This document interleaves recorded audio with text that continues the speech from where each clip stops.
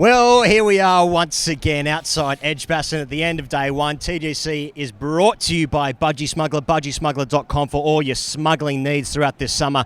Budgy Smuggler getting behind TGC throughout the Ashes as well, and thanks very much to Budgy Smuggler. Pez, it was a wild day today, and you know what? I saw it all today. I saw a masterful, clinical, pure Joe Root century, and I also saw a man in the Holly stand hold beer snakes like it was his cock. So I've seen it all today, mate. Yeah, I suppose when you put it that way, it was a good day. You know, it was a day out. It's been a day out. It was a dizzying day. I mean, let's get straight into it. The first thing here goes. Okay.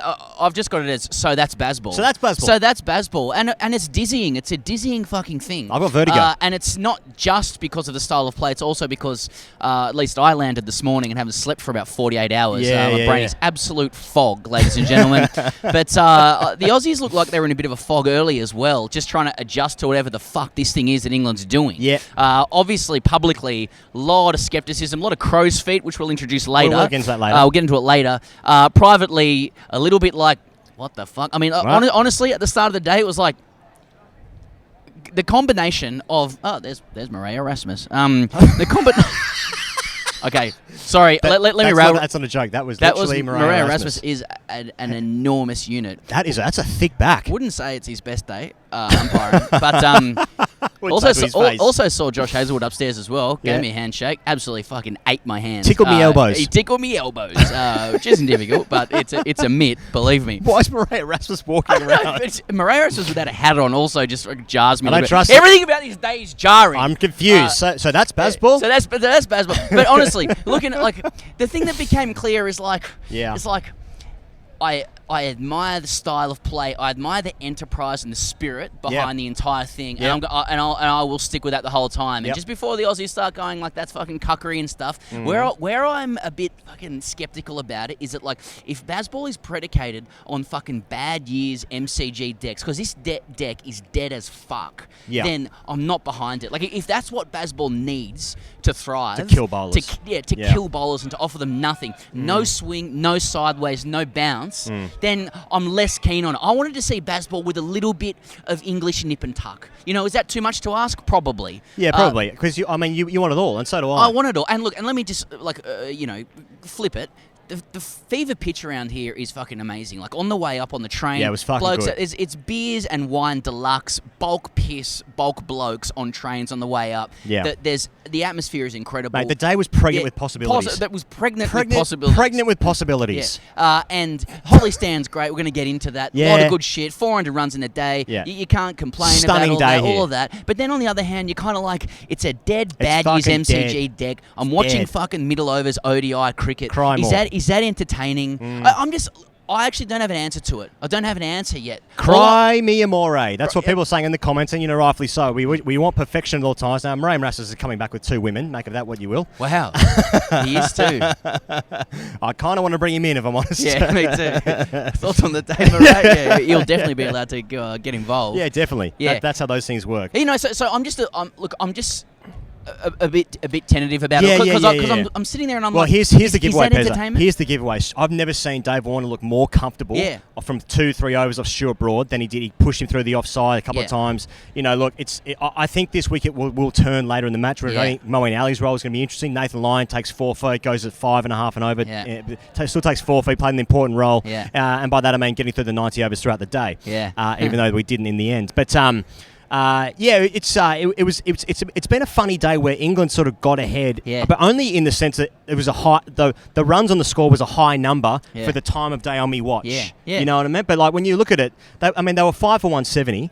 But it was 170 just after lunch. I was like, fuck, they're going quickly. Are they winning? But they weren't really, and they're not. Like 390 on that deck felt at the end of the day's play for me. I know that's a clear. It feels unders. It's unders. It felt like a 500 deck. Joe Root is the best player possibly in the world, definitely in the England side, and he's the one who bats. Inverted commas, rest in peace, fucking bat properly. He's the one who bats properly throughout the innings, and he finishes 120 red.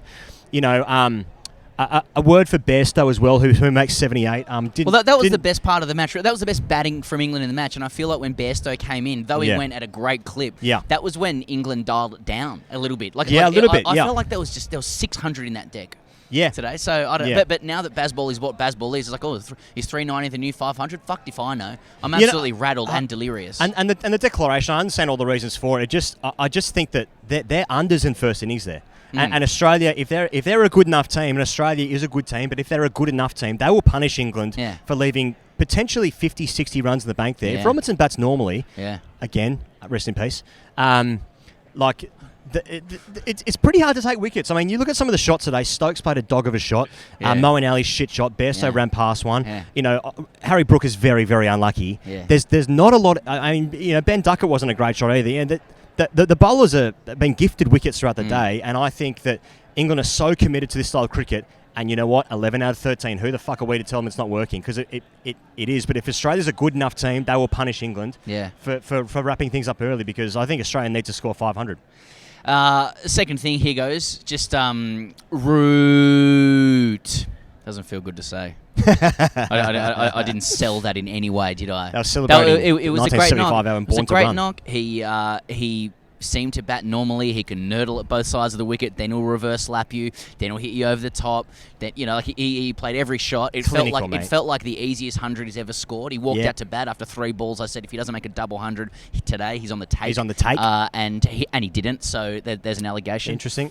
But I mean, what are we talking stats wise?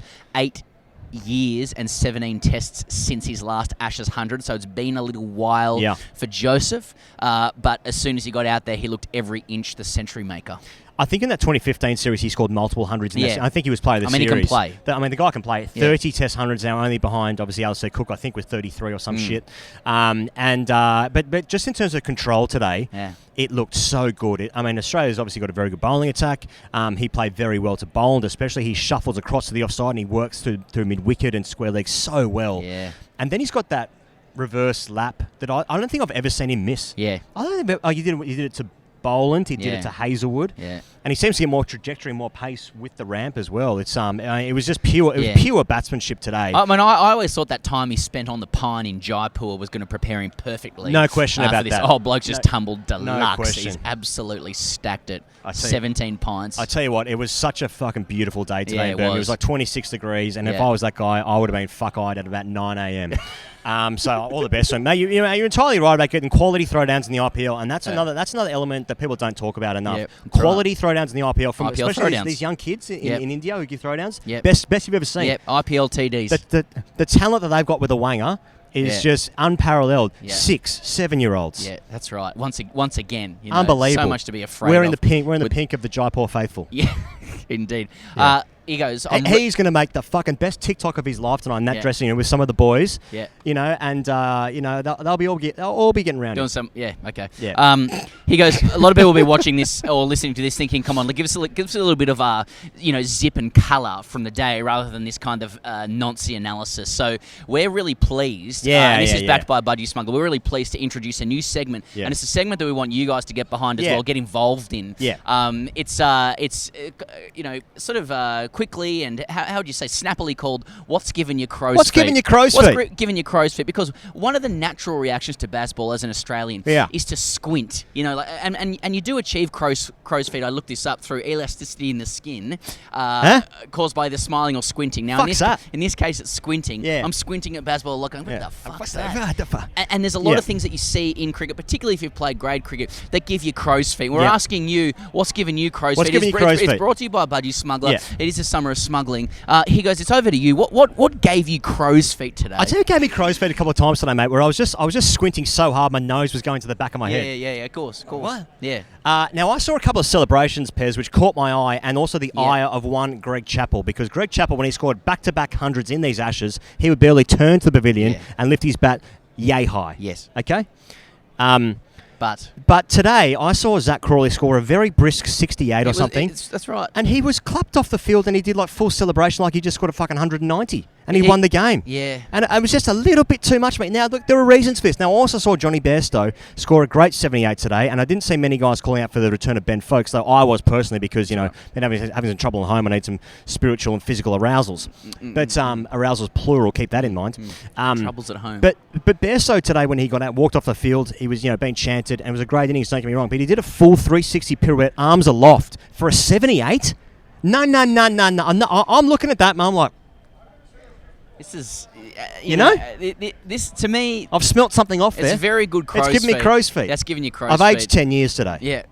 And that's, to me, that's the dark side of BAZBALL. That's the thing that I'm just, not quite getting around, because it's celebrating the tiniest of wins. The zealotry with which they're pursuing it is kind of coming on strong. So strong it's like, does the lady doth protest too much?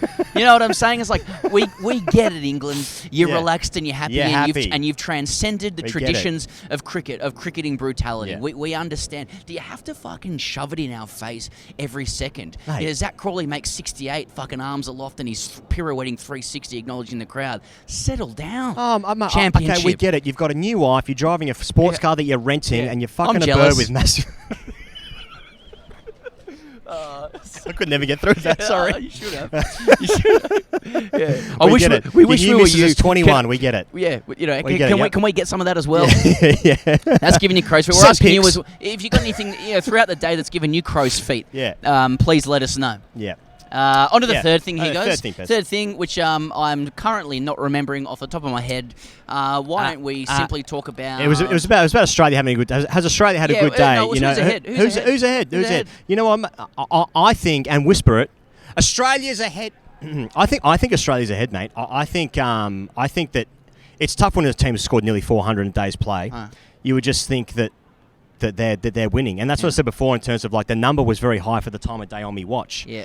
The sun was in the sky and a very high point, and the number on the scoreboard, big number. The number on the scoreboard does not correlate with where the sun normally is in the sky. I tell you who was out of rhythm on the field, Steve Smith. The camera wasn't on it. There was a lot of things happening where Steve Smith was ticking off, and I think it was because just the stress and the arrhythmia generally of England's run scoring with where the sun was in the day. But that I wouldn't say that's crow's feet necessarily. No, not necessarily. But I just think though, mate, like if you're looking at that first session, you think Australia have bowled. They didn't bowl England, but if they bowled England for 400. I think that's slightly unders. I don't think England have had a bad day by any means. I think they've had a good day, but I don't think they're that. I think Australia is slightly ahead. I've got a question for you. Slightly what did you make of Cummins's defensive field positions? Because I'm glad you asked. I'm sure there's Alistair Cook. Yeah. He's hot. Alistair Cook's hot. He's fucked. You're fucking hot, You're fucking hot, aren't you? He's getting accosted now. Yeah. Well, I don't blame him. Yeah, I don't blame him either. Does he touch him? That's what I want to know.